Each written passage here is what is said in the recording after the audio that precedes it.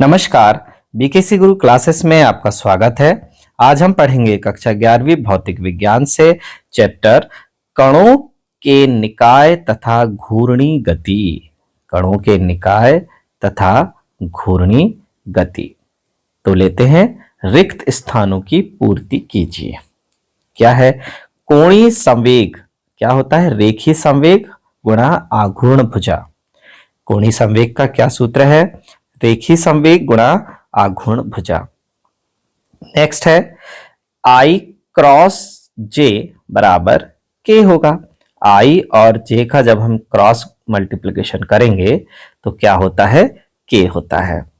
A cross A समान सदिशों का यदि हम क्रॉस गुणा करते हैं तो शून्य सदिश प्राप्त होता है। A cross A is equal to 0। ऐसा पिंड जिसके कोणों पर बल लगाने पर भी उनके बीच की दूरी नहीं बदलती है को दृढ़ पिंड कहते हैं। मजबूत पिंड है, दृढ़ पिंड है। तो जिसके कणों पर बल लगाने पर भी उनके बीच की दूरी नहीं बदलती है वह दृढ़ पिंड कहलाता है।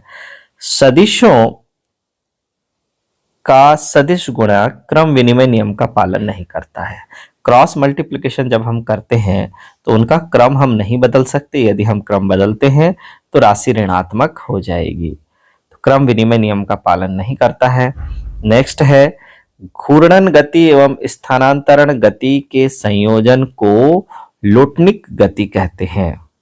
घूर्णन गति और स्थानांतरण गति के संयोजन को क्या कहेंगे? लोटनिक गति कहते हैं।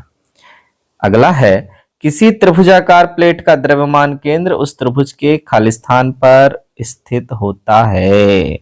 माध्यिकाओं के कटान बिंदु पर स्थित होता है। कहाँ होता है? माध्यिकाओं के कटान बिंदु पर। यदि प्लेट त्रिभुजाकार है तो उसका द्रव्यमान केंद्र उसकी माध्यिकाओं के कटान बिंदु पर होगा, जिसे हम केंद्रक कहते हैं। केंद्रक पर होगा। आगे, यदि किसी निकाय के कणों पर बाह्य बल शून्य है तो उसके द्रव्यमान केंद्र का संवेग नियत होता है। बाह्य बल यदि शून्य है तो द्रव्यमान केंद्र का संवेग नियत होता है। सही विकल्प का चयन कीजिए। पहला है जड़त्व आघूर्ण का एसआई मात्रक क्या है? तो जड़त्व आघूर्ण है किलोग्राम मीटर स्क्वायर। जड़त्व आघूर्ण का एसआई मात्रक है kilogram metre square KG M square. किसी बलयुग्म का आघूर्ण क्या होगा? बलयुग्म का आघूर्ण होगा उस बिंदु पर निर्भर नहीं करता जिसके परितः आघूर्ण ज्ञात करते हैं। बलयुग्म का आघूर्ण उस बिंदु पर निर्भर नहीं करता जिसके परितः आघूर्ण ज्ञात करते हैं। कोणीय संवेग का एसआई मात्रक है क्या है? जूल सेकेंड है कोणीय संवेग का एसआई मात्रक जेएस।